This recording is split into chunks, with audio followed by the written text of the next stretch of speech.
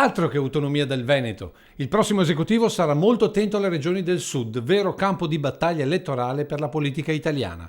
A confermarlo anche il professor Massimo Cacciari, da sempre scettico sull'attuale progetto autonomista regionale. Il problema delle autonomie, vede come è stato impostato, è semplicemente irrisolvibile.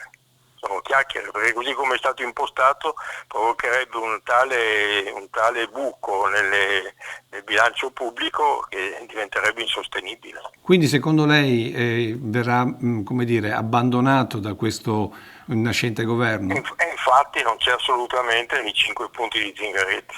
Tutto questo, sottolinea Cacciari, conseguenza di una scelta quasi obbligata da parte di Salvini. Salvini si è trovato ormai a dover affrontare i grandi temi economici e finanziari del Paese e doveva rispettare obiettivi fondamentali del suo progetto, del progetto di tutta la destra italiana, flat tax, soddisfazione delle esigenze delle regioni del nord, eccetera. Sapeva benissimo di non avere assolutamente i mezzi per soddisfare queste esigenze e allora ha tentato la carta del Blitzkrieg, andare a elezioni, vincere tutto, eccetera.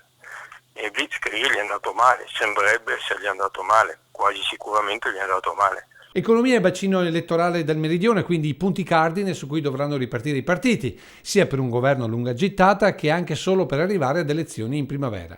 Dimostrazione, secondo Cacciari, della profonda spaccatura già esistente tra nord e sud Italia. Tanto per non farci mancare nulla, il Paese, oltre ad andare a rotoli dal punto di vista economico, produttivo, industriale, della formazione, dell'occupazione giovanile, eccetera, andrà a rotoli ancora di più per quanto riguarda la sua strutturale divisione interna tra nord e sud.